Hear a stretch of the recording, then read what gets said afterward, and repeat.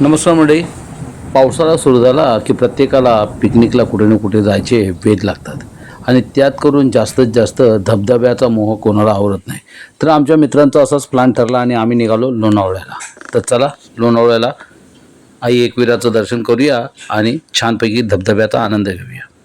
तर मंडळी आम्ही पोचल्या आधी नाश्ता वगैरे केला. आधी पोठोबा मग विठोबा या म्हणीप्रमाणे आम्ही एकविरा पायथा मंदिर आहे तिथे आम्ही आईचं दर्शन घेतलं.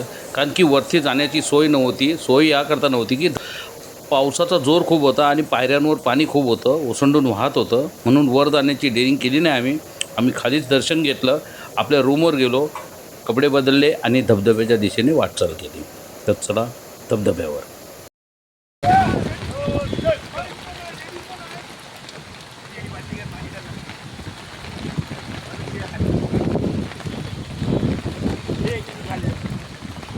आई माऊलीचा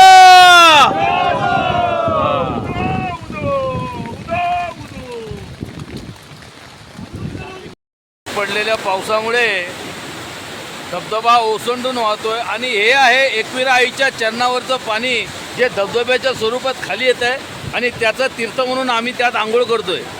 मस्त. हे आमच्या मित्रमंडळी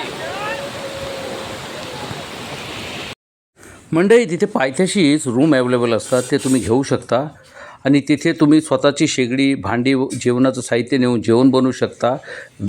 तिथे चिकन मटन सारं काय मिळतं.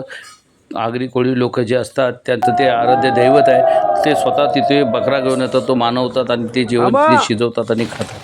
आम्ही जाताना शेगडी आणि साऱ्या गोष्टी घेऊन गेलो होतो. तर आमची एक टीम ते सारं चिकन वगैरे बनवत होती. त्यांनी छान बनवलं होतं. तोपर्यंत आम्ही धबधब्यावर गेलो. धबधब्यावरून आलो. मस्त बनवलेल्या गरम गरम मटणाच्या जेवणावर आम्ही ताव मारला, थोडीशी वामकुक्षी केली आणि आम्ही परतीच्या प्रवासाने निघालो. तर मंडळी, हा व्हिडिओ आवडल्यास लाईक करा, शेअर करा आणि सबस्क्राईब करा आणि एकविराला जाऊन आईचं दर्शन घ्या आणि धबधब्याचा आनंद घ्या. धन्यवाद. भेटूया अशाच नवीन व्हिडिओमध्ये.